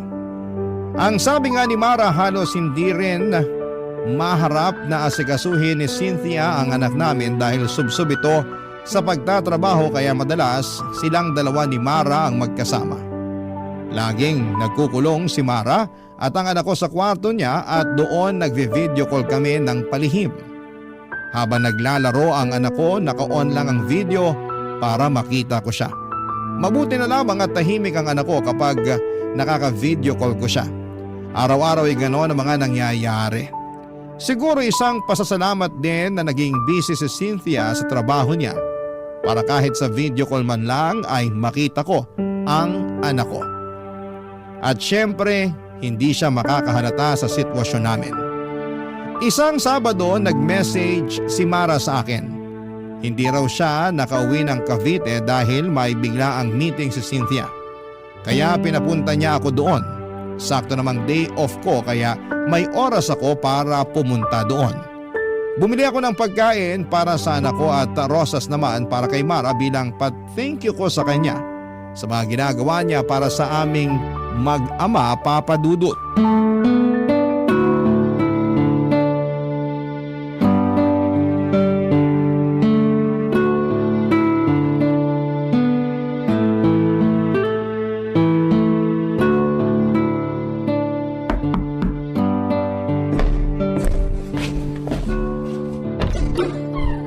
Oh, Joel! Pasok ka na. Sakto, kaalis lang din ni Ma'am Cynthia. Hindi ka na nga ako mapaaga ng dating eh. Nag-shortcut ba naman yung taxing nasakyan ko kanina? Kinabahan tuloy ako na magpang-abot kami ni Cynthia. Hindi talaga kayo pinagtatagpo ni Ma'am Cynthia. Ayos na yun. Sana palagi na lang umahin ng tadhana sa akin. Bumili nga pala ako ng rosas para sa'yo. Ito. Nako, nag-abala ka pa. Sana dinagdag mo na lang sa pambili ng pagkain ng anak mo. Nakabili na ako ng pagkain niya. Sakto na to para sa kanya. Dinagdagan ko pa nga para maibigay ka sa anak mo kapag umuwi ka sa inyo sa Cavite. Thank you tulog pa pala yung anak mo. Gusto mo ba gisingin ko na? Ay, wag! Hayaan mong makapahinga siya. Magkwentuhan na lang muna tayo habang tulog pa siya. Kumusta ka? Ayos lang. Parang malungkot ka. Dahil ba hindi ka nakauwi sa Cavite ngayong day off mo? Mabuti ngang hindi ako umuwi dun ngayon. Ha? Bakit naman? Ano ba nangyayari? Magkwento ka, makikinig ako. Wala to. Ayos lang ako. Gusto mo ng kape? Magtitimpla ako. Sige, para mas sumarap ang kwentuhan natin tungkol dyan sa pinagdadaanan mo. Ayos nga lang ako, Joel. Huwag mo na akong intindihin. Gusto kong makabawi sa'yo sa lahat ng tinulong mo sa akin. Kung makakabawi ako sa pakikinig, andito ako. 2 tenga, nakasanla sa'yo. Ang kulit mo Okay nga lang ako. Kahit sinasabi mong okay ka, halata naman sa mga mata mong hindi. Di tama nga ako. Ay, ano ba nangyari? Kasi nakikipag-iwalay na sa akin yung boyfriend ko eh. Sabi niya, hindi na raw niya kaya na 1 beses lang sa 1 linggo kami magkita. Takot daw siya na baka may makilala ako dito sa Maynila. Napipili niya ako kung trabaho ko raw o siya. Anong sinabi mo? Sabi ko pag-iisipan ko. So may chance na iwan mo ang trabaho mo rito para sa kanya? Oo, kasi mahal niya yung anak ko eh. Mabait naman siya. Mahal mo ba? Parang. Hindi mo naman pala mahal pero bakit nagstay ka sa kanya? Kasi bihira na lang yung maayos na karelasyon ngayon eh. Maswerte ako na nakilala ko siya kasi minahal niya ako tapos damay pa yung anak ko. Naiintindihan kita. Nakakalungkot lang kung sakaling pipiliin mong iwan tong trabaho mo para sa kanya. Hindi pa naman ako sigurado sa magiging desisyon ko. Gusto ko pa rin naman tong trabaho ko. Lalo na't napamahal na rin sa akin yung anak niyo ni Ma'am Cynthia. Salamat ha. Bilang magulang, masarap sa pandinig yung sinabi mo. Napakaswerte ng boyfriend mo sa'yo. Sana lang huwag kanyang i-pressure na mamili. May karapatan ka pa rin namang magdesisyon para sa sarili mo.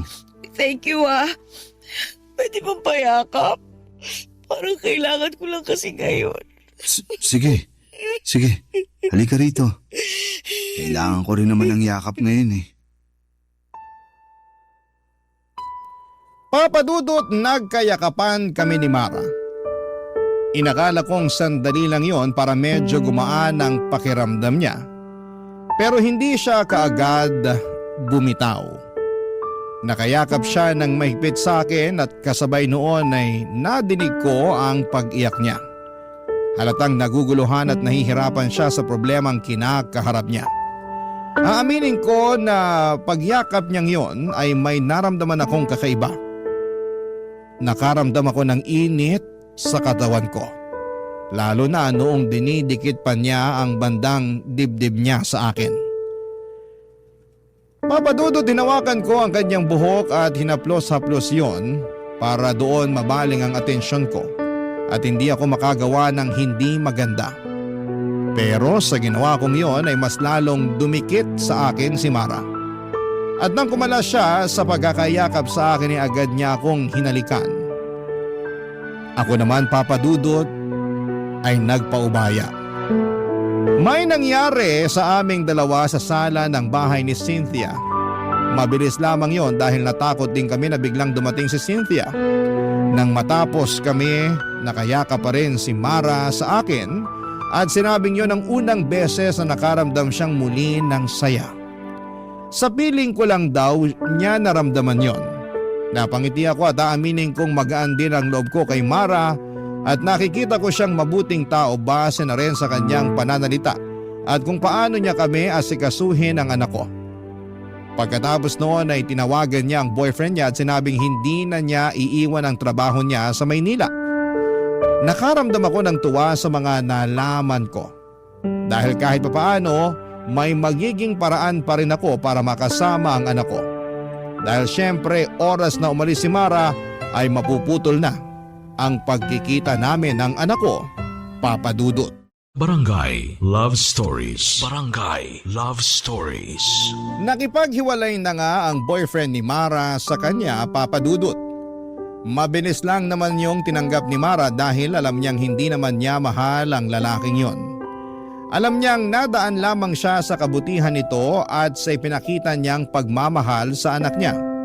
Doon na kami malayang nagkaroon ng lihim na relasyon. Yun nga lang ay nilihim namin ang lahat ng yon hanggat hindi pa natatanggap ni Cynthia ang hiwalayan naming dalawa. Hindi ko pwedeng sabihin sa iba ang namamagitan sa pagitan namin ni Mara. Alam kong mas lalo lang magtatanim ng sama ng loob sa akin si Cynthia kapag nalaman niyang kasambahay niya ang pinatos ko. Naintindihan naman yon ni Mara at sinabi sa akin na walang problema sa kanya kung patago muna kami dahil alam niya ang ugali ng ex-girlfriend ko. Napadalas na ang pagpunta ko kina Cynthia. Kahit andon si Cynthia ay nagagawa ko pa rin makipagkita kay Mara. Doon nga lang kami sa bahay ng kaibigan ko nagtatagpo kapag tulog na si Cynthia. Madalas nga, kapag dumadalaw na ako sa bahay ni Cynthia, hindi ko na halos nakakasama ang anak ko kasi mas madalas na kaming magkaharutan ni Mara. Nananabik din kasi ako sa feeling na merong nagmamahal sa akin. Pero hindi naman namin pinapabayaan ang anak ko ha, ikaklaro ko lang. Siyempre alam niyo naman na siguro yung pakiramdam ng mga unang buwan ng relasyon, hindi ba? Kumbaga nakaikot lang kayo sa mundo ng bawat isa at ini-enjoy ang lambingan at saya. Ganon ang nangyayari sa amin noon ni Mara. Nagkakaroon kami ng sariling mundo kung saan kaming dalawa lamang ang pwedeng makapunta at makakita.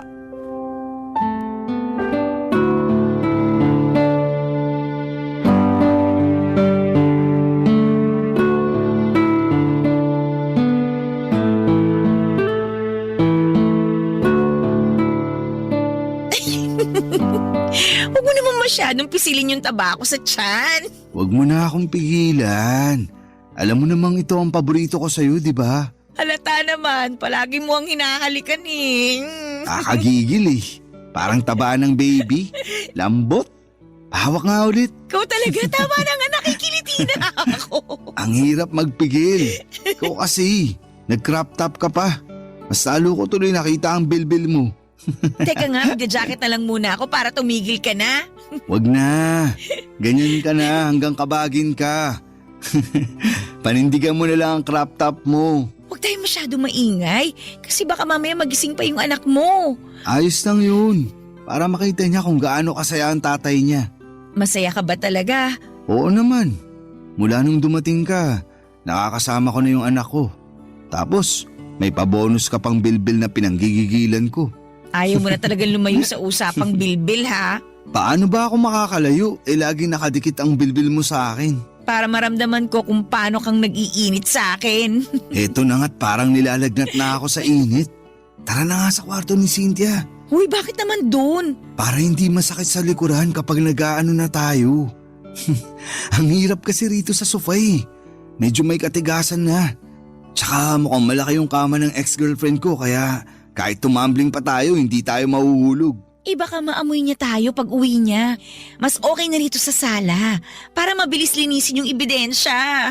Doon sana sa kwarto mo kaso andun naman ang anak ko. Pwede naman doon pero tahimik lang tayo ha.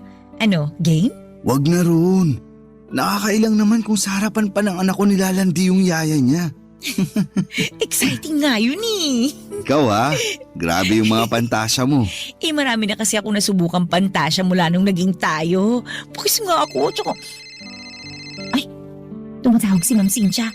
Sagutin ko lang to ha. Quiet ka muna dyan. Hello, Ma'am Cynthia.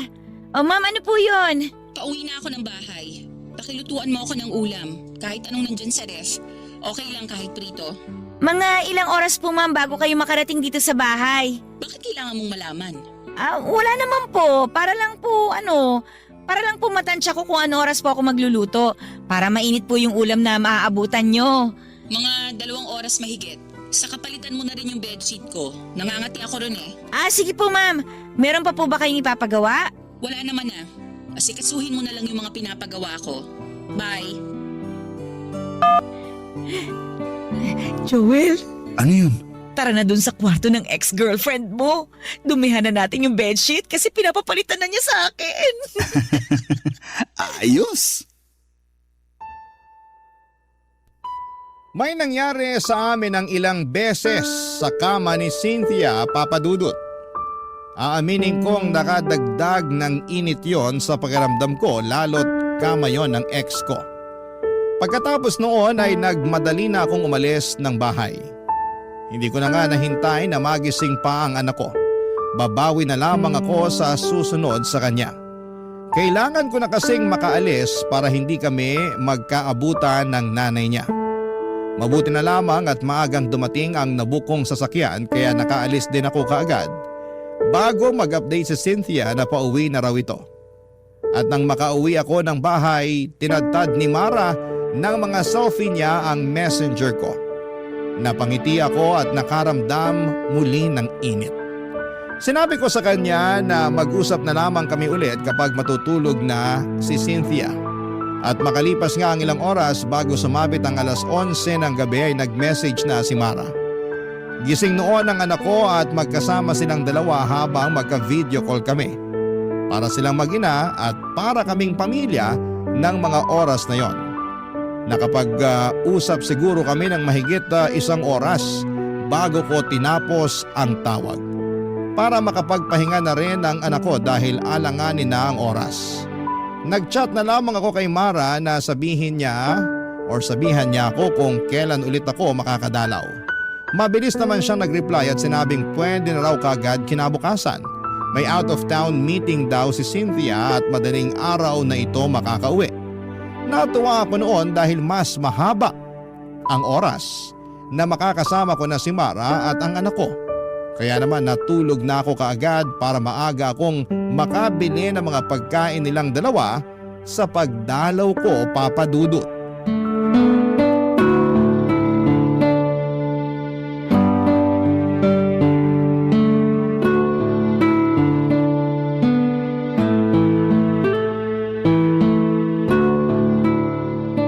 Uy, ang dami mo namang biniling pagkain. Gusto mo talagang kumapal pa ang bilbil ko ha? Sakto lang yan para sa buong araw natin.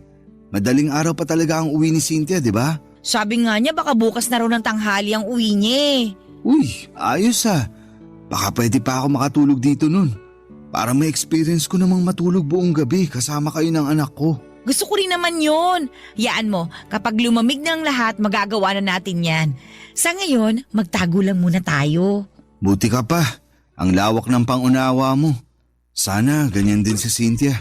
Wow! Cynthia! Ma'am!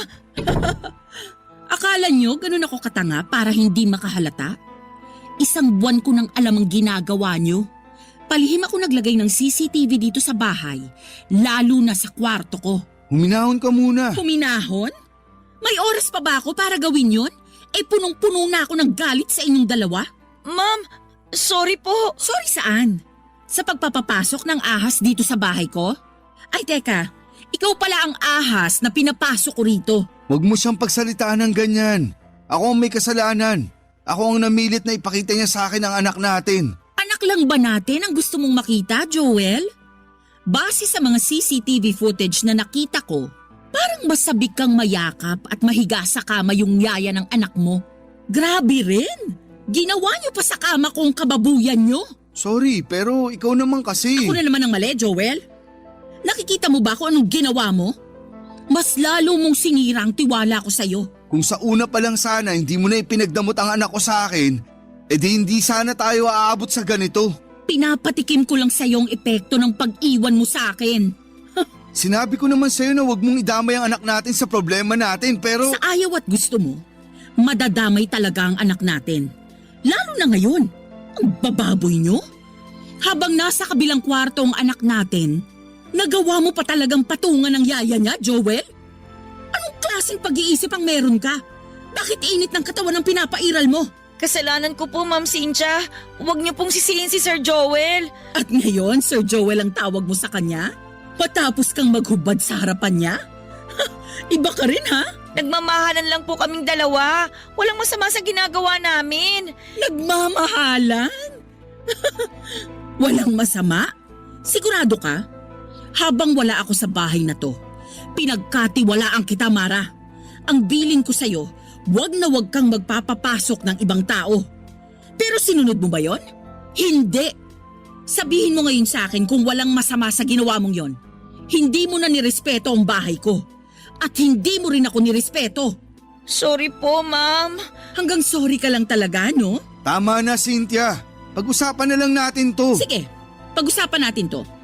Kasi ang dami ko nang naipon sa puso kong galit sa'yo eh. Baka sakaling gumaan kapag sinumbat ko na sa'yo lahat. Kapal ng mukha mo, Joel. Ang dami mong pagkukulang sa akin noon. Pero pinilit kong tanggapin ka. Kasi naniniwala ako na ikaw yung makakabuti para sa akin. Lalo na nung nabuntis mo ko. Pero anong ginawa mo? Nung time na gulong-gulo ko sa mga nararamdaman ko, iniwan mo ko. Pinabayaan mo ko. Hindi mo alam kung gaano kasakit sa akin na isipin yung future na hindi ka namin kasama ng anak mo. Hindi mo alam kung gaano kasakit sa akin na isipin na nagmamahal ka na ulit ng iba tapos makakalimutan mo na kaming mag-ina. Hindi naman mangyayari yun. Nagkaiwalay tayo pero hindi naman ibig sabihin ipababayaan ko na kayo. Mag-ina ko pa rin kayo at parte na kayo ng buhay ko. Mahal kita, Cynthia. Kahit ano pang nangyari sa atin, hindi na yun magbabago. Kung mahal mo ko, piliin mo ko ngayon. Anong ibig mo sabihin? Kung gusto mo pang makita pa ang anak mo, ako ang pipiliin mo. Cynthia… Kami ng anak mo o ang katulong ko? Mamili ka. Hindi ako makagalaw sa sinabi ni Cynthia, Papa Dudut. Hindi ko nga rin matignan si Mara dahil alam kong nasasaktan siya sa narinig niyang sinabi ng ex ko. Kahit ako ay naguluhan, lalo na noong pinangtakot na ni Cynthia sa akin ang anak namin. Sinabi niyang lilipat na raw sila ng lugar at hindi ko na sila kailanman makikita. Ang bigat ng loob ko habang iniisip ang posibilidad na mangyari yon. Nang hindi pa ako sumagot ay sinabi niyang pwede kaming magkabalikang dalawa, total ay mahal ko pa naman daw siya. Ayusin na lang daw namin at susubukan niyang baguhin kung ano man ang mga naging pagkakamali niya. Hindi pa rin ako nakapagsalita noon. Parehas kami ni Mara. Nang wala siyang makuhang sagot sa akin ay pinalis niya ako ng bahay. Pero bago niya ako paalisin, binigyan niya ako ng palugit na 1 buwan para pag-isipan kung sino ang pipiliin ko sa kanila ni Mara. Tahimik pa rin si Mara at kabado dahil anak ko na ang pinangsasangga ng nanay niya. Pinalis na rin ni Cynthia si Mara at umuwi muna si Mara sa Cavite at sinabi niyang hihintay na lamang niya kung anuman ang magiging desisyon ko. Sobrang hirap ng pinasok kong gulo. Sana ay matulungan niyo po ako. Oo, at may nararamdaman na ako para kay Mara. Nakikita ko siya bilang mabuting tao at mabuting karelasyon, pero aaminin kong mas mahal ko pa rin si Cynthia. Pero ang hirap na makasama pa siya. Pero paano ang anak namin kung sakaling hindi ko siya piliin na balikan? Higit sa lahat ay anak ko na ang pinakagusto kong makasama. Pero tulad ko ay ipit din siya sa sitwasyon. Sana po ay matulungan niyo po ako. Ako ang inyong kabarangay forever, Joel.